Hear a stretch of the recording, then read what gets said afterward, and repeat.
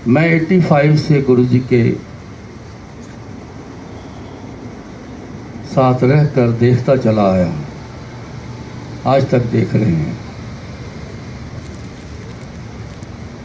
करोड़ों दुनिया मेरी इस आँखों से देखी हुई है, कानों से सुना हुआ है।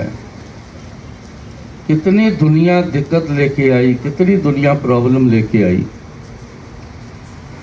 उनका सबका सलूशन गुरुजी के पास है। बहुत कुछ देखने के बीच बीच में मैं कई बार हैरान हो जाता था कि सुनने में आया है, सुनते हैं, पिछला इतिहास भी है कि जितने महापुरुष गुरु पीर आए हैं उनके बाद आज जो देखने में मिला, ऐसी कोई भी ऐसी गुंजाइश नहीं थी कि गुरुजी ने कभी किसी को कहा हो कि मैं इस मसले का हल नहीं करता। ऐसा कभी नहीं हुआ। बहुत नज़दीक से देखा है, दिन रात देखा है। ये उनकी मेहरबानी थी कि गुरुजी ने अपने साथ मेरे को दिन रात रखा, तभी ये देखने का मौका मिला। घंटा 2 घंटे आना चले जाना, गुरुजी कुर्सी पर बैठे रहें, बहुत कम लोगों का दिखाई देता है। कोई दूर बैठा है, कोई नज़दीक बैठा है, किसी को पता चला है, किसी को नहीं पता चला है। तो मैं ये बिल्कुल सच कहता हूँ कि कभी भी ऐसा कोई इंसान गुरुजी ने वापस ऐसे कहकर नहीं भेजा। हाँ, किसी का टेस्ट लेना हो, उसने गुरुजी के पास टिकना है कि नहीं टिकना, बहुत बड़ा काम होगा उसका, तो टेस्ट लेने पर वो कोई चला जाए अपने मर्जी से तो उसकी मर्जी रही, शायद आज भी होगी। मगर गुरुजी से जो टिक गया वो सब कुछ ले गया।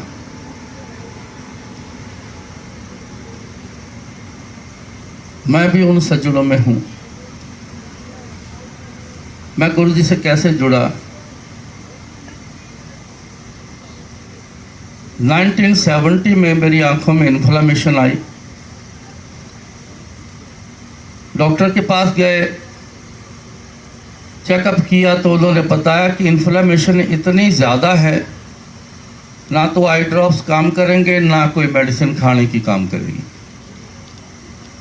आंखों में सीधा इंजेक्शन लगाने पड़ेंगे। सो इंजेक्शन का सिलसिला स्टार्ट हो गया। सुबह आंखों में इंजेक्शन लग जाने, शाम को लग जाने, ये सिलसिला 16 साल चला। ठीक होने की बजाय कॉम्प्लिकेशन बढ़ती गई।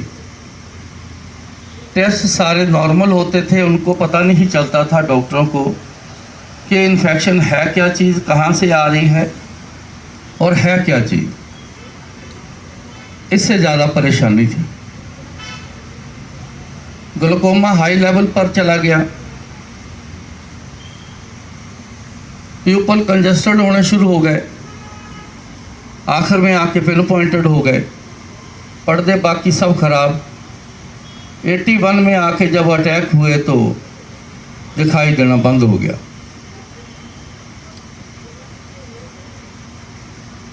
82 में गुरुजी जलंधर आकर सेटल हुए थे। उनके सिस्टर की शादी करनी थी, वो कपूरथला शादी हुई है उसकी। उस सिलसिले में जलंधर शहर बैंक्वेट हॉल चुना गया, तो शादी के सिलसिले में आए तो गुरुजी वहीं सेटल हो गए।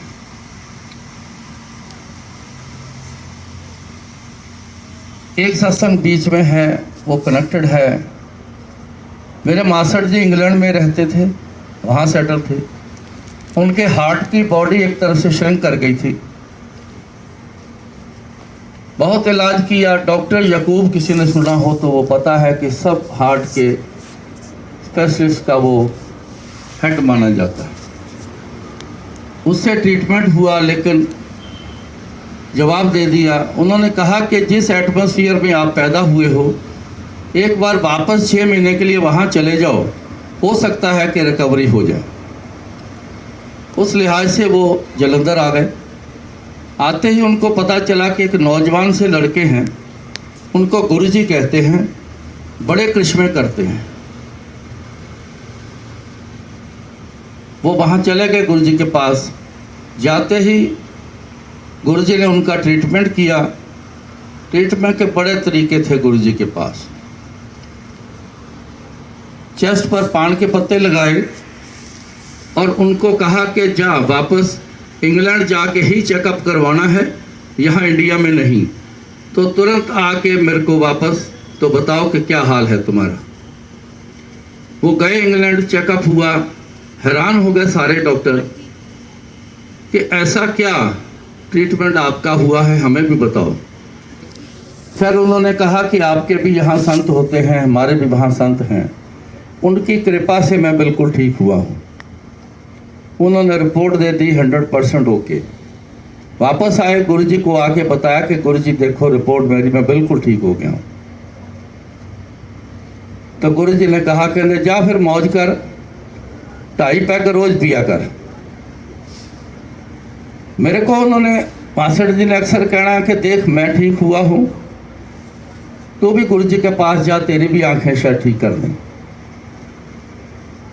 लेकिन मेरा ट्रीटमेंट के साथ साथ मेरे फादर मेरे को कई महापुरुषों के पास लेकर गए, कई बाबों के पास लेकर गए, छोटे बड़े जो किसी ने कहना वहाँ ज़रूर ले जाना कि शायद इस पे किसी की मेहर हो जाए।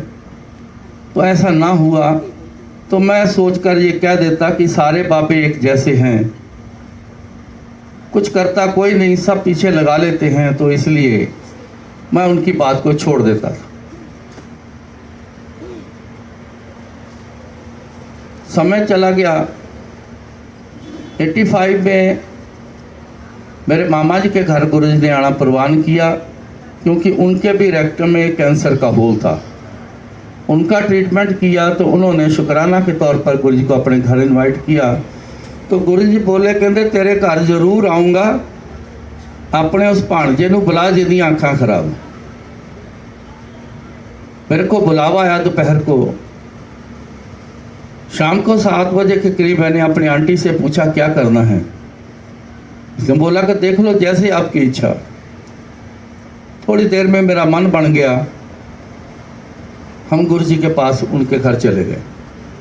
वॉकिंग डिस्टेंस था। मेरा हाथ पकड़ा हुआ। आंटी ने तो धीरे से मेरे को बोली कि आगे नीचे गुरुजी बैठे हैं, तो यहाँ माथा टेक लो। मेरे को नहीं पता था कोई कहाँ बैठा है। मैं जैसे खड़ा था, जिस पोजीशन में खड़ा था, मैंने नीचे माथा टेका और वहाँ पर बैठ गया। तो गुरुजी ने 3 सवाल आंटी से पूछे। अब गुरुजी ने अपनी शनाख्त दी है कि मैं बहुत कुछ जानता हूँ। पहला सवाल आंटी से किया, बोले कि 2 दिन हुए पेकियाँ तो होके आई हैं, मतलब 2 दिन हुए मायके से होके आई है। इसने बोला कि हाँ जी। 5 सूट लेके आई है, 3 प्लेन हैं, 2 प्रिंट हैं। इसने याद करके बोला कि हाँ जी। एक छोटा सा पर्स तेरे हाथ में था, तू वापस घर रख के आई है। उसने बोला कि हाँ जी। जाके गिनने 382 रुपये ਉਹਦੇ ਵਿੱਚ। फिर मेरे से पूछा की होया तेरियां अखां नूं। अब ये जो सवाल थे जो गुरु ने पूछा, उससे तो साफ स्पष्ट होता है कि गुरु जी सब कुछ जानते हैं, इतना कुछ जानते हैं कि पर्स में छोटा सा पर्स है, उसमें पैसे कितने हैं। तो मैंने कह दिया, क्योंकि सिलसिला शुरू करने के लिए गुरु जी बोलते थे। तो मैंने कहा जी इन्फ्लेमेशन है, ग्लूकोमा हाई लेवल पर है, आयराइटिस ब्रोंकाइटिस है, प्यूपल पिन पॉइंटेड है, पर्दे सब खराब हैं, गुरु जी दिखाई नहीं देता। तो गुरुजी बोले लेट जा, मेरे वाल सिर करके लेट जा। किसी ने गाइड किया, मेरे को लेटा दिया। तो किसी को बोला कि 1 गिलास पानी और चम्मच लेके आओ। उस चम्मच से पानी को मेरी आंखों में डालते रहे। कभी हाथ से आंख को कुछ करते हैं, कभी चम्मच से आई बॉल प्रेस करते हैं। कुछ देर तक ऐसा ही सिलसिला चलता रहा। फिर गुरुजी बोले कि माचिस लेके आओ। माचिस आई, माचिस जला के उससे हीट आंखों को दी, चम्मच को माचिस जला के गर्म करके वो गर्म चम्मच मेरी आंखों को लगाते रहे। फिर गुरुजी ने बोला कि सुई लेके आओ। जब सुई का बोला तो मैं घबरा गया। मैं कहा उठ जाओ, कहीं आंख में सुई ना मार दें, क्योंकि इन्फ्लामेशन में बहुत छोटी से छोटी इंजरी भी जो है वो बहुत जल्दी पस ले लेती है। मैंने उठने की कोशिश की लेकिन उठा न गया। इतने में सुई भी आ गई, तो आंखें खोली तो सुई मारना शुरू कर दी। आंटी ने मेरे को बताया था, आंटी पास बैठी थी मेरी, कि सुई भी मारते थे और सुई मार के उसको ऐसे गोल घुमा देते थे। मैंने कहा हद हो गई, मैं टेक्निकल आदमी हूँ, किसी पेपर में सुई मारो उसको घुमा दो तो पीस ही कट जाता है, ये क्या कह रही है। उसने बोला कि मैं बिल्कुल आपके पास ही बैठी थी, मैं सब कुछ जो देखा मैं वो बता रही हूँ। गुरुजी ने कुछ देर बाद मेरे को बोला था, काफ़ी देर बाद, कुछ महीनों बाद ऐसे बात चल रही थी, तो गुरु ने कहा कहते ਉਹ ਜਿਹੜੀਆਂ तेरे सूइयां मारियां सी, तेरे कर्मां दे विच जिन्ने इंजैक्शन रह गए सी, मैं वो पहला पूरे कीते सी, फिर तेरा कल्याण कीता सी।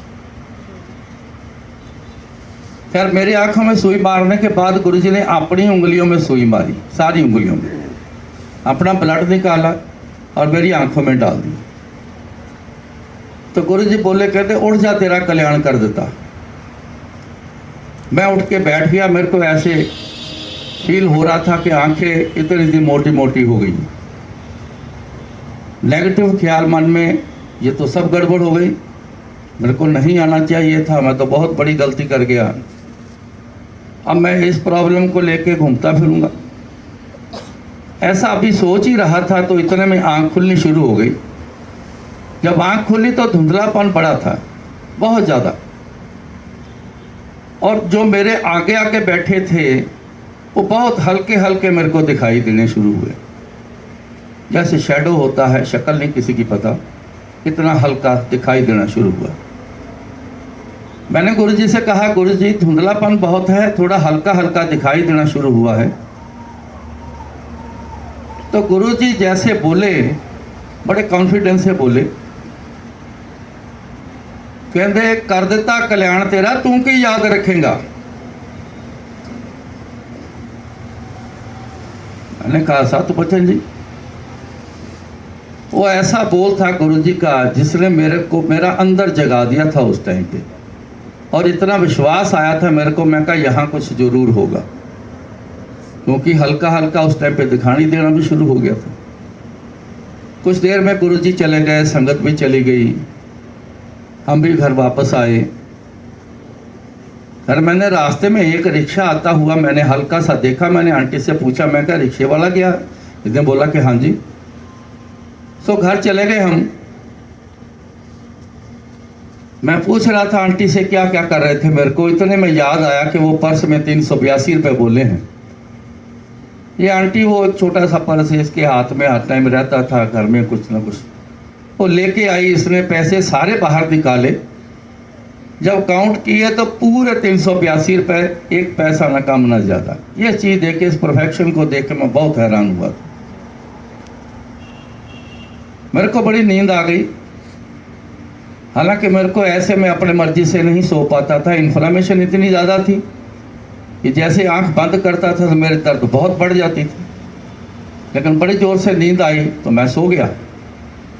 जब मैं सुबह उठा तो पूरा विज़न क्लियर था, एक रात में रिवीजन वापस आ जाना। मेरे को यकीन नहीं था कि मेरा विज़न वापस आया है। मैं तो नींद में एक सपना जैसा समझ रहा था, लेकिन मैंने अपने सिर को भी हिला के देखा, कहीं मैं नींद में तो नहीं हूँ, सपना तो नहीं देख रहा। लेकिन सच था, एक रात में पूरा विज़न वापस आना। मैं तो शोर मचा उठा। फटाफट हमने तैयारी करी कि चलो गुरुजी के पास चलें। गुरुजी के पास गए। गुरुजी अपनी कुर्सी पर बैठे थे। जैसे दरवाज़ा खोला, अंदर पैर रखा तो सामने गुरुजी। बड़ी अच्छी स्माइल दी गुरुजी ने और मेरे को कहा, कहते अंकल रात नींद आ गई? मैंने कहा गुरुजी नींद तो बहुत आई। मैं कहा नींद तो छड्डो गुरुजी, पूरी नज़र ही वापस आ गई। तब उस टाइम का गुरुजी ने मेरे को जवाब दिया, जब मैं अपने मास्टर जी को कहता था कि बड़े पापे देखे हैं मैंने, सब एक जैसे हैं। तो गुरुजी ने उस चीज़ का जवाब दिया मेरे को, कहते बाबा तू भी कोई नहीं छड़िया, कीता कल्याण तेरा किसी ने? मैं कहा जी नहीं। कहते देख ला। फिर 2-4 दिन बाद मैंने गुरुजी से फिर कहा कि गुरुजी रेडनेस तो अभी वैसे ही है, आप जानते हो इन्फ्लेमेशन का साइन है, रेडनेस है। तो गुरुजी कहते लिया फिर पानी का गिलास। तो गुरुजी के किचन से मैं एक पानी का गिलास, स्टील का गिलास में लेके आया। गुरुजी के पास एक माला होती थी रुद्राक्ष की, वो गले में डाल के वो डिप करके बहुत अमृत तैयार करके देते। दिन में 2-2, 4-4 बार, 5-5, 6-6 बार अमृत तैयार करना। किसी को ना मिलना तो किसी को 7-8 गिलास मिल जाने।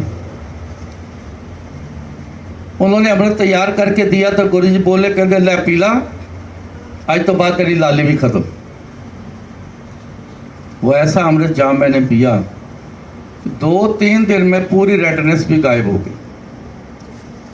अब पूरे 29 साल हो गए, मई के महीने में गया था मैं, पूरे 29 साल हो गए हैं। कभी आज तक एक बार भी मेरे को आँख के डॉक्टर के पास उस प्रॉब्लम के लिए नहीं जाना पड़ा आज तक। हाँ, छोटी मोटी आ जाती है, कभी थोड़ी सी इन्फेक्शन आ गई जो मौसम के लिहाज से है या किसी को हो जाए, तो मैं अगर गया हूँ तो नए डॉक्टर के पास अगर कहीं गया हूँ तो उसने मेरे को ज़रूर पूछा है कि आपकी आँखों में प्रॉब्लम क्या आई थी। उनको समझ नहीं आई, क्योंकि वो इन्फ्लामेशन ऐसी होती है आँख में कि ये सारी उम्र नहीं जाती, हल्की सी चाहे रह जाए ज़रूर सारी उम्र रहती है, ये कभी पूरी ख़त्म नहीं होती। क्योंकि इतना ट्रीटमेंट हुआ, इंजेक्शन के साथ ख़त्म नहीं हुई तो वैसे कैसे ख़त्म हो जाना, थोड़ी सी स्टेबल रहती है, लेकिन वो भी नहीं है। गुरुजी हमेशा कहते थे, कहते मैं पक्का काम करदा, कच्चा नहीं करदा। जिसको जो बोल देना गुरुजी ने वही हो जाना। यह मैंने बहुत कुछ देखा हुआ। 16 साल जो साइंस मेरे पे जोर लगाती रही, किसी ने मेरे को 6 महीने रखा, किसी ने 4 महीने रखा, किसी ने 3 महीने रखा, लेकिन कुछ ना हो सका। सो वो गुरुजी ने कर दिखाया। एक सत्संग में सुना के फिर आगे आगरा से भाटिया साहब आए हैं, वो भी अपना सत्संग सुनाएंगे। तो समय हमें ज़्यादा ना लो, क्योंकि सबको पता है कि गुरुजी के क्या क्या करिश्मे हैं।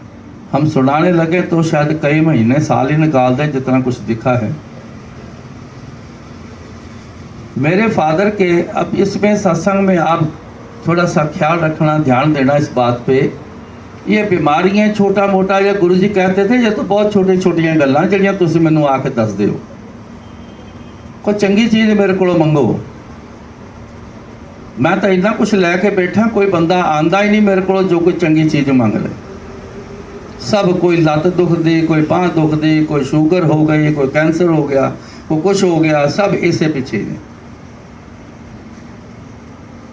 मेरे फादर के रेक्टम में कैंसर का ट्यूमर हो गया,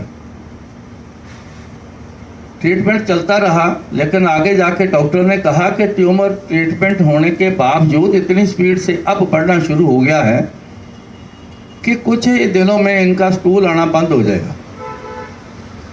और जो स्टूल है सारा वोमिटिंग के रास्ते फिर बाहर आता है, इतनी ये गंदी बीमारी है। मेरे फादर ने सुन लिया, वो घबरा गए कि ऐसी पोजीशन में मैंने आना है। उन्होंने फटाफट लुधियाने थे मेरे छोटे ब्रदर के पास, वो कहने लगे कि अभी चल गुरुजी के पास। शाम को आ गए 4, 4:30 बजे। गुरुजी पहली शिफ्ट लगा के हॉल में ऐसे नीचे बैठ जाते थे, बैठे हुए थे। तो गेट नॉक हुआ, मैं गया, जाके देखा तो मेरे फादर थे। अंदर आए तो उन्होंने पूछा, आओ पिंडर साहब कितना आए हो? बैठ गए तो बैठ के उन्होंने बताया कि ऐसा ऐसा डॉक्टर ने बताया है कि गुरुजी अगर आपने मेरे को ठीक ना किया, मैं नरक नहीं भोगूंगा, मैं खुदकुशी कर लूँगा।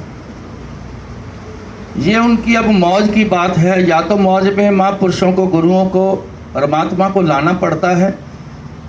बाई चांस वो खुद ही मौज में आ जाएं तो उनकी मर्जी। वो खुद ही मौज में वो ऐसा बोल गए, कहते पिंडर साहब तुसी घबराओ ना मैं इत्थे नरक भोगण देंगा ना उथे। अब ये है सिरे की बात जो गुरु जी ने बोली है। अब आप थोड़ा सा ध्यान देंगे कि इतनी पावर गुरु जी के पास के ऐसे भी डील करते हैं। उन्होंने मेरे को कहा जा जग में पानी लेके आ, तो मैं लेके आया। गुरु ने वही माला टिप करके अमृत बना के उनको दे दिया। कहते जाओ जग ही ले जाओ, थोड़ा थोड़ा पीते रहना। वो चले गए। कुछ दिनों बाद मेरे को ऐसे हॉल से अपने रूम में जाना, तो मैं साथ साथ ही रहता था। तो मैं साथ ही था, तो जैसे वो लॉबी में आए तो ऐसे मेरे शोल्डर पे बाजू रखी, कहते अंकल तेनों को गल कहनी है। मैं कहा जी हुक्म करो। वो बोले, कहते तेरे डैडी की ज़िंदगी नहीं है, उनकी उम्र नहीं है। तेनों पता मैं ट्यूमर श्यूमर मिनट च गायब कर देना, ऐसे चुटकी मार के बोले थे गुरु जी। तेनों पता मैं ट्यूमर गायब कर देना। मैं कहा हाँ जी गुरु जी, पर तेरे डैडी की उम्र ना होने के कारण ऐसा मैं नहीं कर रहा है। ये कर्म भोग के जाएंगे और उनकी डेट 30 मई रात को 11:05 पर मौत होगी। जैसे मैंने सुना मैं तो एकदम शॉक हो गया। वहाँ तो खड़ा का खड़ा ही रह गया। गुरु जी अपने रूम में चले गए। मैं वहीं बैठ गया। मैंने दिन गिनती किए तो शायद 26 दिन बाकी रहते थे। दिन निकल गए। 4 दिन पूरे पहले मेरे को गुरु जी ने कहा, कहते जा तू घर चले जा तो 4 दिन अपने डैडी की सेवा कर ला। तो 4 दिन पहले मेरे को घर भेज दिया। मैं चला गया। दिन भर में 5-7 बार वो बोलते थे कि मैंने टॉयलेट जाना है, लेकिन स्टूल आना तो पहले से बंद हो चुका था कई दिन से। मैं बीच में आता था, चेक करता था। उनको भूख पूरी लगती थी, पेट उनका नरम रहता था। हैरान हो गए हम जब ये चीज़ें देख देख के, रोज़ हैरान होते थे कि वो मटेरियल कहाँ जा रहा है, हमें कोई समझ नहीं। मैंने बोला भी था एक बार गुरु जी को, गुरु जी मगर वो चीज़ वो मटेरियल कहाँ जा रहा है? तो गुरु जी स्माइल दे के बस बात खत्म हो गई। तो जब लास्ट का दिन था, उन्होंने फिर कहा, ये रात को 9-9:30 बजे की बात है। मैंने कहा शायद ये आखिरी बार बोल रहे हैं, टाइम नज़दीक आ गया है। मैं ले गया उनको टॉयलेट में बिठाया, तो मैं खुद बाहर ऐसे दीवार के साथ खड़ा हूँ। लेफ़्ट साइड पे मेरे मेन डोर था हमारे घर का, ज़्यादा से ज़्यादा 10-12 फुट दूरी पर। मेरे को ऐसा लगा जैसे एक साइड से दरवाज़ा खुला, क्योंकि थोड़ा सा ब्लैक दिखा। तो मैंने कहा दरवाज़ा खुला है, मैं दरवाज़ा बंद कर दूँ। मैंने जैसे एक स्टेप लिया, दूसरा ले रहा था, वो दरवाज़ा बंद नहीं था, वहाँ कोई खड़ा था काले रंग के। जैसे मेरे को ऐसा समझ आई कोई स्किन फिट, जैसे सिर से लेके पाँव तक किसी ने ड्रेस पहनी हो, ब्लैक कलर की।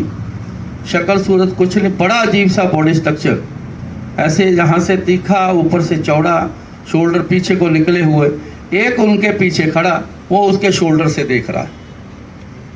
ये कोई सेकंड की बातें हैं। जैसे मैंने देखा मेरे को समझ आई, उनकी वाइब्रेशन मेरे को आई, बड़ी खौफनाक वाइब्रेशन मेरे को मिली। तो अपने आप मेरे अंदर से एक चीख निकल गई। जब वो चीख निकली तो चीख में मेरे मुंह से एक लाइन निकल गई कि इत्थे गुरु जी दा पैर आया। ये मेरे से बोल निकला। तो मैं हैरान हो गया। मैं आज ही बताता हूँ, तुरंत मेरे को वो जवाब आता है, मेरे कानों ने सुना है। कहते ताही असी अंदर नहीं आउंदे। मैं फटाफट दरवाज़ा खोला, अपने फादर को उठाया कि चलो चलो चलो जल्दी करो अंदर चलो। मैं उसको अंदर लेके गया, लिटाया, भाग के बाहर आया कि वो दरवाजे पर थी, अब कहाँ आए हैं। लेकिन कुछ दिखाई नहीं दिया, कुछ समझ नहीं आया वो कहाँ है कहाँ नहीं। 5-7-10 बार मैंने देखा बाहर आके। मेरे घर वाले पूछ रहे क्या हुआ है, तू घबराया बड़ा है, क्या हुआ तेरे को, बार बार तू बाहर क्या देखता है? मैंने कहा कुछ नहीं, क्योंकि गुरुजी ने मेरे को उस दिन बोला था खास करके कि ना तो ये बात घर में बतानी है, ना बाहर किसी को बोलना है। कि मैंने तेरे को डेथ डेट बताई है और टाइम बताया है। तो मैं चुप था, मेरी नज़र भी घड़ी की तरफ थी। जब टाइम आ गया 11 बज गए, 11:05 हो गए, 11:15, 11:30, 12, सारी रात निकल गई, बादल बिल्कुल ठीक ठाक। मैं बड़ा हैरान, मैंने कहा ये टाइम निकल गया है, कहीं दिन का मेरे को गलती तो नहीं रख ली। लेकिन दिन गिनता था, मैं सब कुछ देखा, चेक किया, लेकिन सेम था। सुबह हुई तो मैं फटाफट गुरुजी को रिपोर्ट करने के लिए गया कि जाके बताऊं गुरुजी को कि फादर ठीक ठाक हैं। तो 8 बजे के करीब वहाँ मैं पहुँचा। थोड़े से लोग अभी आए थे, तो गुरुजी बाई चांस लॉबी में ही बैठे थे, तो 5, 6, 7 लोग गुरुजी के आगे बैठे थे। तो मैं दरवाज़ा खोला, अंदर आया, सामने गुरुजी बैठे, मेरी तरफ देखा तो गुरुजी बोले, क्यों अंकल, रात जम देख ले? मैंने कहा हाँ जी गुरुजी, 2 थे। कहते 10 इन्होंने की देखा? वो जो बैठे थे 5-7 लोग, मैं उनको फटाफट बताना शुरू कर दिया। इतने में गुरुजी उठे, साथ ही कमरा था उनका, वो अंदर चले गए। मैंने फटाफट शॉर्ट में उनको बताया मैंने क्या देखा है, और फटाफट गुरुजी के पास कमरे में चला गया, माथा टेका बैठा। मैंने कहा गुरुजी डैडी तो बिल्कुल ठीक ठाक हैं। अब बात ध्यान से सुनना, गुरुजी की बातें सुनना। ऊपर की बातें कोई ऐसे ही बताते हैं तो पता चलता है, अदरवाइज जो गया है वापस आके कोई नहीं बता सका आज तक। ये परमात्मा के घर का असूल है, वो खुद ही बता दे तो बता दे। अब गुरुजी के बोल की तरफ ध्यान रखना। मैंने कहा कि डैडी बिल्कुल ठीक ठाक है। कहते हाँ मैनू पता है। तो गुरुजी बोले, कहते मैं उन्होंने नाल एक वायदा किया सी, क्योंकि मैं जब पंजाबी तब बोल रहा हूँ, गुरुजी का वर्ड टू वर्ड आपको सुना रहा हूँ। मैं तेरे डैडी नाल वायदा किया सी, ना इत्थे नरक भोगण देंगा ना उथे। बीच में मैं भूल गया था, मेरे को उस दिन मेरे को उस टाइम याद आया कि हाँ आते ही गुरुजी ने ऐसा बोला था। तो आगे गुरुजी बोले, मैं अपनी जिंदगी तो 3 दिन उन्होंने दे दिते।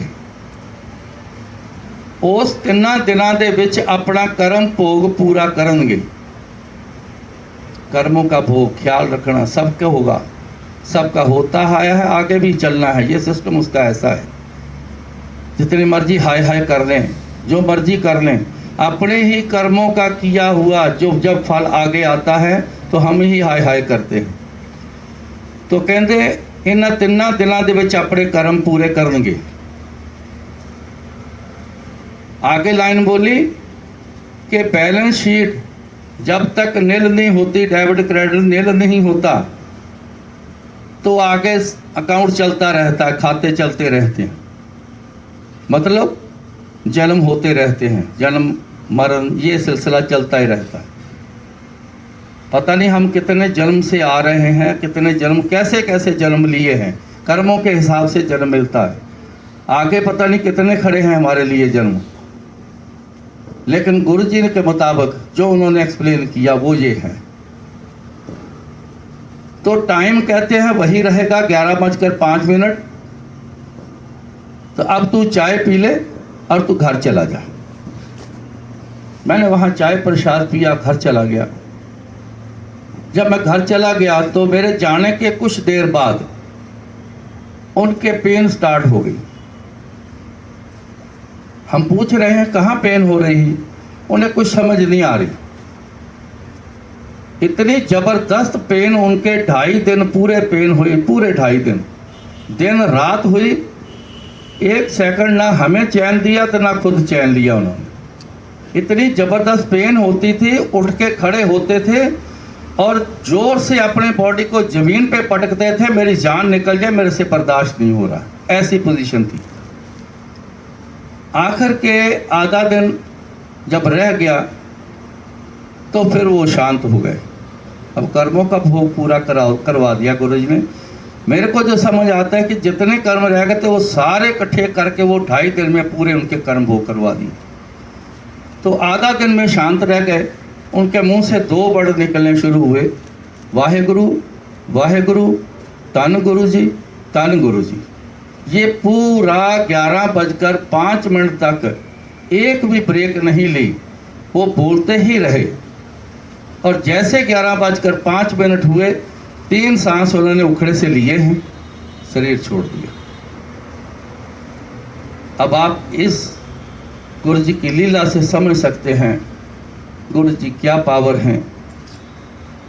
आज कोई भी शख्स ये ना समझे कि गुरु जी शरीर छोड़ गए हैं, शायद आज कुछ है या नहीं है। पुरानी संगत में काफ़ी लोग छोड़ चुके, वो कहते गुरु जी चले गए, बस अब क्या रह गया, वो रह गए हैं।